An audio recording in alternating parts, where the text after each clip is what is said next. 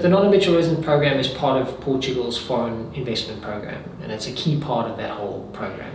So it started in 2000, the legislation came in 2009, the process started in 2010. It's been running ever since. There's been talk from time to time of changes to the program, but it's currently available in its original form, and that is for foreign citizens to come and live in Portugal, become resident there, and get a 10-year tax break on their income. The income is quite specific on how it's treated. So incomes like pensions, dividends, royalties and interest are all exempt. Earned income could be exempt depending on the nature and where it's sourced from. If it's Portuguese sourced income, it'll be taxable. Capital gains are taxable. But because of the nature, the types of income that they do exempt, most income streams can be planned or restructured to be one of the qualifying income streams. So the key thing about the non-habitual residence program is you can go and live in Portugal. You have to be there for more than 183 days in a year, so you have to go and settle there. You don't need to buy a house, you can rent, and you can restructure your incomes before you leave South Africa or wherever you are to make them tax efficient for Portugal.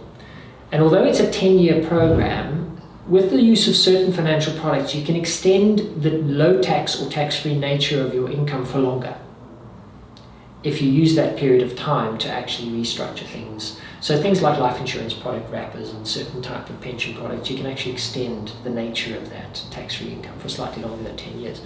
So it is a significant tax planning opportunity for wealthy individuals. The other thing about Portugal, which is great, is it doesn't have inheritance tax. It doesn't have a wealth tax. So it does have a succession tax system. So where wealth is being handed on to beneficiaries that are not from the bloodline, so not one's own spouse or children, there are tax implications there. But for most of our clients, after years and years of doing this job, most clients are looking to pass on to their own bloodline anyway. So effectively, there isn't any wealth tax or inheritance tax. So barring capital gains tax, you're able to really reduce your average tax rate across everything, and most capital gains, if they're restructured before, can be turned into one of the qualifying incomes. So I think it's a significant planning opportunity. For my particular view of it is, many years ago, a lot of people might have had the view that, they've got kids that are now working, they towards the end of career or retiring here in South Africa, and their hope might have been when they had their children that they would have a house on the coast somewhere in South Africa, and the kids would visit and spend time with them on the coast. And now the kids might not be here.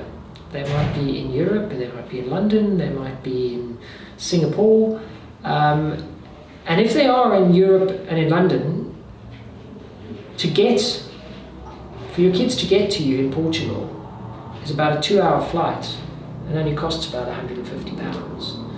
So it's actually very accessible, and life on the Algarve is really not bad. So I think for retirees in South Africa who are winding down businesses and ending careers, it really is a sensible option to consider.